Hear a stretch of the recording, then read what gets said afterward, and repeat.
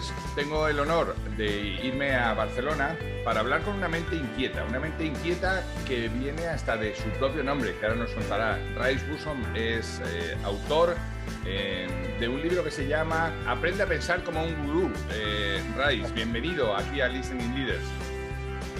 Bueno, encantado de estar contigo, Raúl. La verdad, muchísimas gracias por invitarme y es un honor.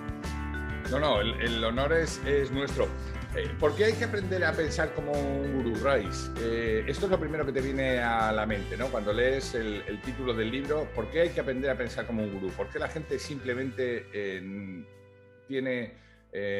no hace lo que nos decían nosotros en los 90 que teníamos que hacer, ¿no? Yo tenía una jefa que me decía, no se te paga por pensar, se te paga por hacer, ¿no? ¿Por qué ahora es tan importante pensar? Pues sí, es muy buena pregunta porque realmente pues, lo que les pasa hoy a las empresas es como se pueden automatizar muchísimas tareas, pues ya no necesitamos, digamos, ese tipo de empleado obediente, ¿no? Que realice las tareas con eficiencia, ¿no? Y abnegación, sino que necesitamos gente autónoma, lo más autónoma posible, capaz de tomar decisiones por sí misma, alineada con los objetivos de la empresa, ¿no? Y en ese sentido, el libro, bueno, el título de Aprende a pensar como un gurú, pues un gurú es, pues bueno, conviértete en un experto, digamos, de lo que es el pensamiento crítico, ¿no? Y el pensamiento crítico es una herramienta, una facultad realmente que tenemos los humanos, digamos, para pensar, pero con método, ¿no? Con efectividad, ¿no? De eso es lo que trata el libro. Bueno, Raiz, lo que pasa es que a pensamiento crítico en España no nos gana nadie, porque tú estás tomando un café con los colegas del trabajo y criticar al jefe es muy fácil. Me temo que no estamos hablando de ese pensamiento crítico, ¿no? No, está claro. Primero de todo, el pensamiento crítico, por supuesto, tiene una parte crítica, digamos, de análisis, pero también tiene una parte constructiva, ¿no? Porque es una herramienta para tomar decisiones y, por lo tanto, resolver problemas, ¿no? Podemos decir que el pensamiento crítico nos da la posibilidad de anticiparnos a problemas que aún no se han dado, pero que es probable que se den, y fabricar soluciones lo más óptimas posibles antes de que ocurra, para así cuando ocurra estemos lo mejor preparados, ¿no? Por lo tanto, hay una parte, como tú dices, ¿no? La parte, digamos, del VAR, ¿no? Que es un poco lo más fácil, ¿no? Todos vemos los defectos, pero es una parte que no se puede soslayar. Y después hay que construir, hay que ser positivo y construir una solución que sirva, ¿no? Ahora nos contarás cómo se hace eso, pero yo tengo un amigo que siempre decía, si no aportas una solución, solo formas parte del problema, ¿no? Y esto es un poco lo que se nos Sí. ha ido dando a lo largo del tiempo, ¿no? Yo critico, digo, oye, esto deberíamos de hacerlo.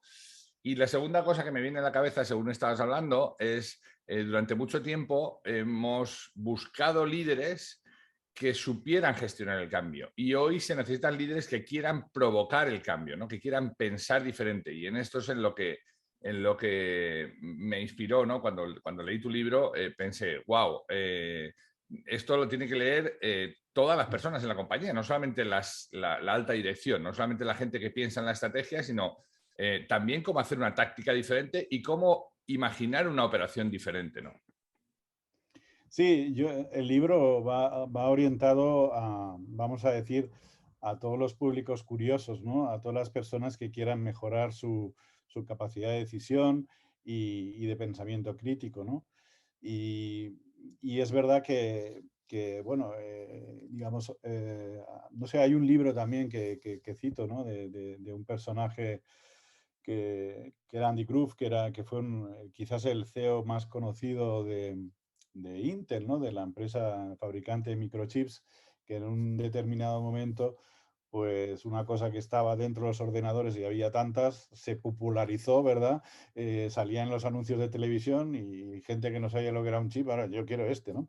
Entonces, este CEO, ¿no? Que es el que, digamos, lanzó esta empresa el estrellato de la capitalización bursátil, etcétera, escribió un libro que se llama Solo los paranoicos sobreviven, ¿no? Y entonces es un poco lo que tú decías, ¿no? Que él al final decía que hay puntos de inflexión, ¿no? En el mercado en los que, claro, tienes que reaccionar, ¿no? Entonces lo que decía, oye, sé tú el cambio, es decir, sé proactivo, no seas reactivo, ¿no? Es decir, innova, por lo tanto, piensa críticamente dónde están los problemas, dónde están las oportunidades y construye soluciones, ¿no? Que sean rentables. Dices en tu libro que hay varias fuerzas del cambio que son las que te permiten pensar de una manera diferente. Déjame que te las enumere y me gustaría que me dijeras cuál de ellas es más importante o menos, ¿no? La primera, Sí. dices, es reflexionar. La segunda es, una vez que ya he pensado en algo, es emprender, es dar el primer paso. La tercera es dudar. La cuarta es criticar aquello que está construido. La quinta es dialogar. La sexta es razonar. Después comprender, después sentir, la 9 innovar y la 10 actuar. ¿Cómo dibujas ese orden, Rice? Sí, vamos a, entiendo que es mucha cosa, pero vamos a intentar explicarlo fácilmente. Primero hay dos que se llama reflexionar y emprender, que son fáciles de entender porque es un poco como pasa en el coaching, ¿no? ¿Quién soy? ¿Dónde estoy? ¿Qué he aprendido? ¿Qué fortalezas? ¿Qué debilidades tengo? ¿Y a dónde voy?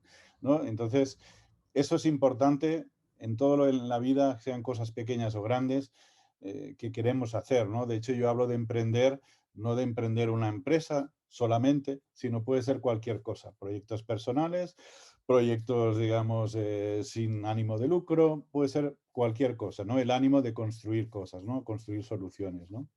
Entonces, una vez tenemos claro eso, porque eso, digamos, nos ayuda a enfocar el pensamiento crítico, pues vienen, como tú dices, lo que serían las 6 fuerzas centrales del pensamiento crítico, que son por el sistema, ¿no? El método, digamos, o el conjunto de métodos que nos ayudan a tomar esas decisiones desde todos los puntos de vista, ¿no? Por supuesto, el primero es dudar, la duda, digamos, metódica, la costumbre de poner las cosas, digamos, como diríamos, stress test, ¿no? Vamos a ver si esto realmente es sólido, esto que nos dicen, esto que suena bien, esto que hemos heredado o que hemos visto en televisión. Vamos un poco a informarnos y a ver si está bien argumentado, etcétera, ¿no?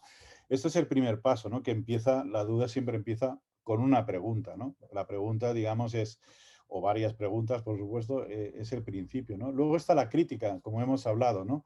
Cuando ves que algo, pues, parece que no funciona, pues vamos a ver cuáles son los argumentos que tenemos para decir que esto no funciona e incluso convencer a otros o transmitirle a otros por qué esto no funciona y hay que hacer algo con ello, ¿no?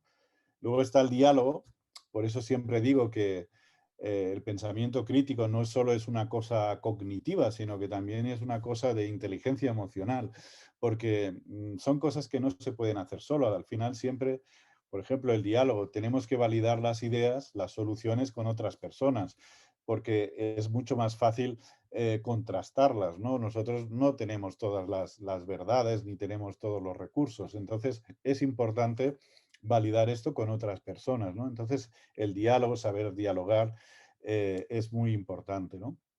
Y el razonamiento, que es en lo que se basan muchas, digamos, sistemas de pensamiento crítico, es la parte esencial, es la argumentación, ¿no? De si está bien hecha, de si hay un sesgo, ¿no? Hoy en día se habla mucho del sesgo de confirmación, ¿no? La gente que solo quiere ver lo que coincide con su opinión, ¿no? Entonces, pues bueno, el conocer cómo razonar correctamente nos ayuda a detectar engaños, falsedades, falacias, y por lo tanto es una de los métodos importantes a tener en cuenta, ¿no? Luego está la comprensión, que es algo que quizás la escuela americana no utiliza tanto y en Europa pues desde luego es mucho más popular, que es, aparte de razonar bien, tenemos que ir al fondo de las cosas, tenemos que ver a veces el trasfondo, ¿no? Aquello que no está en la superficie, ¿no? Y esto, pues, no hay muchas reglas, pero sí que es algo importante, ¿no? El significado de las cosas, el sentido de las cosas, ¿no? Y finalmente, de estas, digamos, métodos básicos, habría el sentir, ¿no? Que es decir, cuál es el propósito de todo, cuál es la ética que estamos, digamos, que tenemos, ¿no? Porque al final uno puede tomar una excelente decisión racional, pero si eso sirve como en el holocausto para matar a personas, pues no tiene ningún sentido. Por lo tanto, las decisiones tienen que ser correctas, basadas en nuestros principios también. Por eso es importante tener esto en el sistema, ¿no? Y finalmente, ya un poco aparte, ya en el momento, podríamos decir, de la decisión, pues tenemos dos facultades que son innovar y actuar, ¿no? Innovar quiere decir generar soluciones alternativas, ¿no? Tener esa creatividad para poder tener opciones, ¿no? Porque cuando uno tiene que tomar la decisión, a veces te dicen blanco o negro, pues eso es como tirar una moneda al aire, pero quizás hay grises, ¿no? O al menos podemos construir esas soluciones alternativas, ¿no? Y finalmente, en la acción ya propia, en la decisión ya propia, pues hay unas herramientas matemáticas que al menos saber un poco de ello, ¿no? De, digamos, cuantificar esto en probabilidades y todo eso, nos ayuda un poco pues a ver cuáles son la decisión menos mala, ¿no? Todas las personas que nos están escuchando en este momento ya se habrán dado cuenta que tu razonamiento viene desde unas bases filosóficas, ¿no? Y es que eres licenciado en filosofía por la Universidad de Barcelona, y has hecho cursos de administración de empresas también en ESADE y Babson, con lo cual tienes este componente de, uno, teoría y base científica; dos, aplicación y puesta en práctica; y luego has trabajado en temas de software y ciberinteligencia en diversas empresas. Has sido profesor. Eh, claro, también cualquiera que nos esté escuchando en este momento puede decir, oye, pero no se queda todo esto en el mundo muy teórico, ¿no? Porque claro, luego a mí en la empresa lo que me dicen es que trabaje y que me ponga a hacer las cosas, y cuando les llevo una innovación se asustan, ¿no? ¿Qué hay que hacer para que los líderes no se asusten ante la innovación, ¿no? Con esta secuencia que me has dado, entiendo el inicio, el cuestionarte todo, el reflexionar; entiendo toda la parte del eje central, el dudar, el criticar, el dialogar, razonar, comprender y sentir.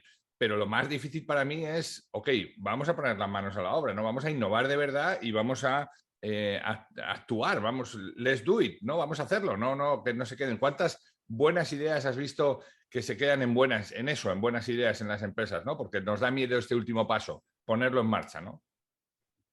Pues sí, sí, esto, vaya, es una buenísima pregunta, es una pregunta clave. De hecho, voy a dividirla, digamos, en un poco dos partes, ¿no? La primera, la más práctica, es en el libro he intentado pues poner unas preguntas, poner, eh, digamos, unos ejercicios muy abiertos para que la gente pueda aterrizar las cosas, pero tampoco sin cerrarlos como si fuera un recetario, aquello de esto es uno, dos, tres, Exacto. porque, bueno, como bien sabes, esto sería más un one-to-one, ¿no? Un tema de coaching, decir, bueno, en tu caso concreto, pues yo haría esto, tú deberías hacer esto, o ayudarle, facilitarle a que él mismo llegue a sus conclusiones, ¿no?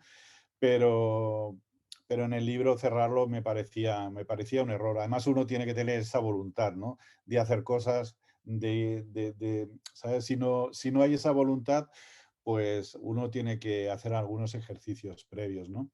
Y respecto a lo que decías de las empresas y de la innovación, pues es un tema clave, ¿no? Que afortunadamente está cambiando mucho, ¿no? Porque antes, como tú decías, los que tenían las soluciones innovadoras y todo esto y al final molestaban tanto, pues estaban en la lista de despidos, ¿no? Entonces, esto ha cambiado, ¿no? Entonces, bueno, esas voces a veces, digamos, más que críticas, ¿no? Que están llenas de ideas y a veces no todas son realizables, pues tienen un espacio, ¿no? Se va construyendo esa cultura de la innovación donde las personas pueden experimentar y se pueden asociar, y además, pues a veces pues hay proyectos, digamos, spin-offs, ¿no? Que permiten con un riesgo bajo, pues desarrollar esas ideas o esos negocios, ¿no?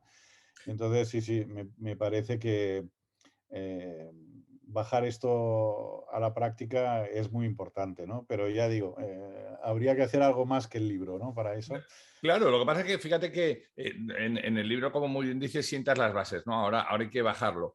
pero si no tienes esas bases es imposible bajarlo, porque una de las cosas que yo también he vivido en empresas es cuando te dicen, pues tienes que innovar, ya, pero innovar no es algo que le des a un botoncito y salgan ideas, ¿no? Hay que pasar todo un proceso, es un proceso que se entrena, es un proceso que se trabaja, es un proceso que requiere tiempo, no es eureka, ¿no? Ya, lo he conseguido, no se innova, digamos, sin haber pasado por todos estos pasos que adelantas.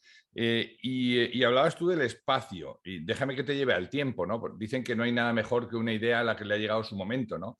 Hay buenísimas ideas que no estaban en su momento y hay ideas, por ejemplo, por aterrizar la conversación a cosas que sean visibles.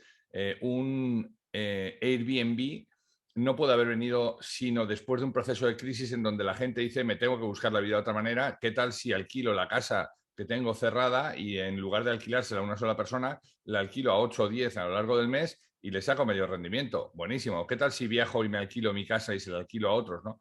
O de repente una iniciativa como Uber, en donde digo, oye, yo pongo mi coche que además de llevar a mi familia, pues puedo llevar a otros, ¿no? Claro, eso hace 25 años también podría haberse dado, pero no estaba la tecnología, no estaba el mindset de la gente, no estaba el modelo, no había... ¿no? O sea que muchas veces tienes que tener la buena idea, pero que además que coincida con el tiempo, ¿no? Y que se den todos estos factores, ¿no? Sí, bueno, he tenido bueno, he trabajado bastante en innovación y tuve la suerte de tener un magnífico profesor en Babson que se llama Jay Rao, que es precisamente, digamos, de la corriente esta que hablábamos de cultura de la innovación, no más que una metodología u otra, sino que la empresa tiene que tener esta cultura desde arriba, digamos, se tiene que entender muy bien y luego ya, digamos, en todas partes y con equipos y tal, ¿no? Entonces, en innovación está muy claro que las ideas son ideas y eso es por donde hay que empezar y hay que contrastarlas, pero luego hay que convertirlas en oportunidades de negocio. Y entonces, esos son, digamos, donde se mueren muchos proyectos, ¿no? Incluso a veces hay gente que monta empresas sobre ideas y fracasa, porque hay que pasar por ese proceso. Por eso muchas startups pues están fundadas por dos personas, ¿no? Es porque ese diálogo entre los dos, esa complementariedad, a lo mejor entre alguien más comercial, alguien más técnico, permite anticiparse al mercado y reducir esa incertidumbre que unos tienen, digamos, muy grande, ¿no? Y otros van viendo estas necesidades, como decías, Airbnb, ¿no? Ostras, aquí parece que falta una casilla, vamos a ver si esto, vamos a hacer algún experimento, vamos a ver si esto funciona, ¿no? Y entonces esa ya oportunidad de negocio pues se realiza y luego, pues bueno, se va optimizando, se va pivotando, ¿no?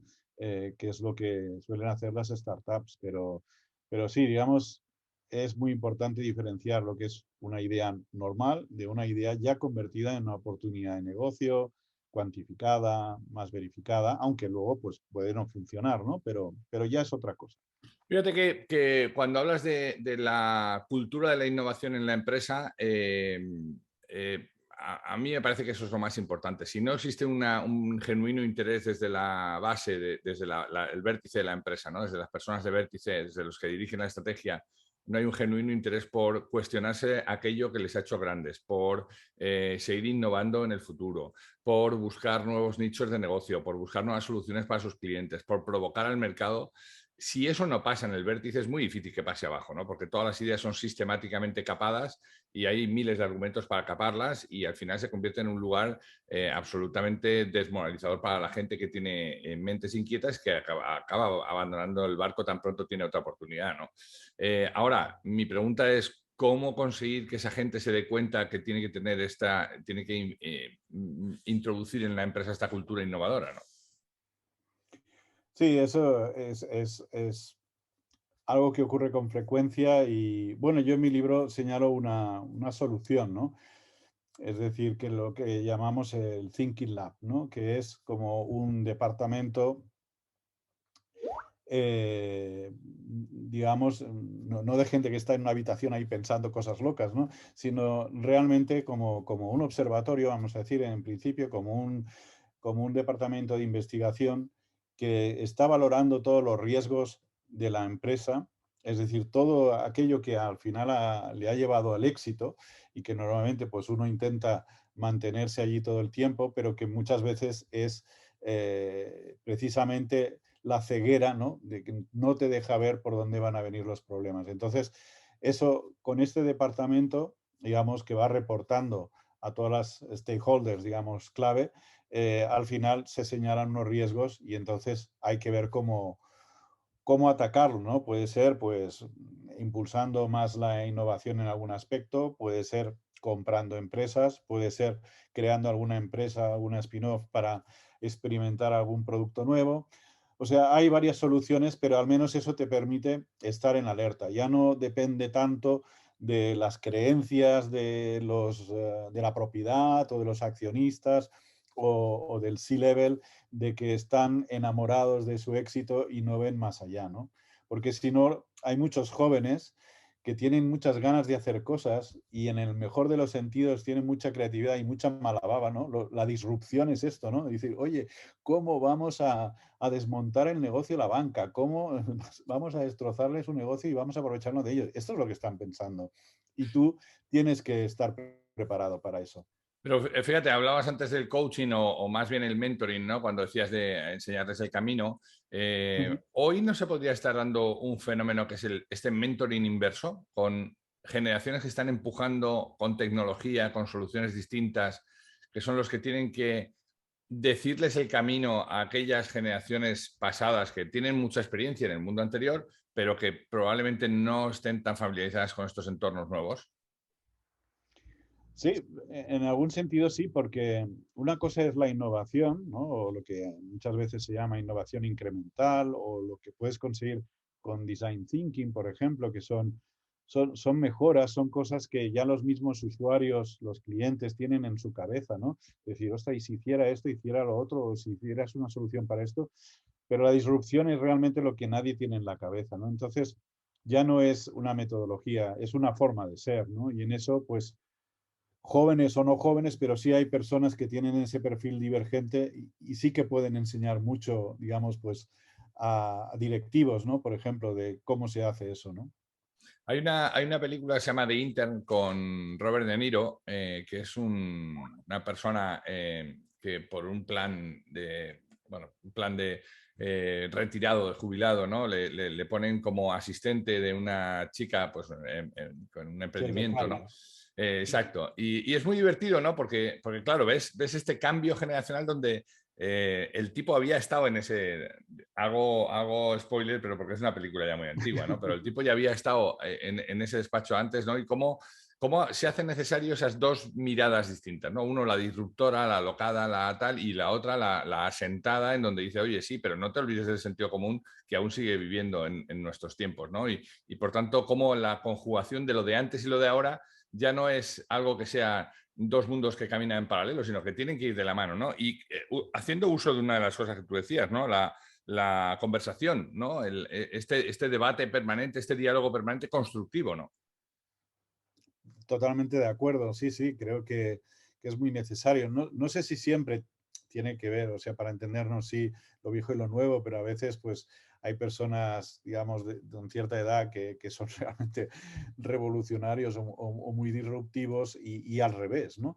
Pero en todo caso, esos dos perfiles, convergente y divergente, ¿no? Alguien más asentado, más de sentido común, más lógico, y alguien que va empujando la creatividad hacia nuevos límites, es muy necesario porque a veces el uno sin el otro pues se estrellan, ¿no? Entonces, sí, es muy importante, digamos, el diálogo dentro de la empresa entre perfiles diferentes, ¿no? Se llega mucho más lejos con esta colaboración que sin ella.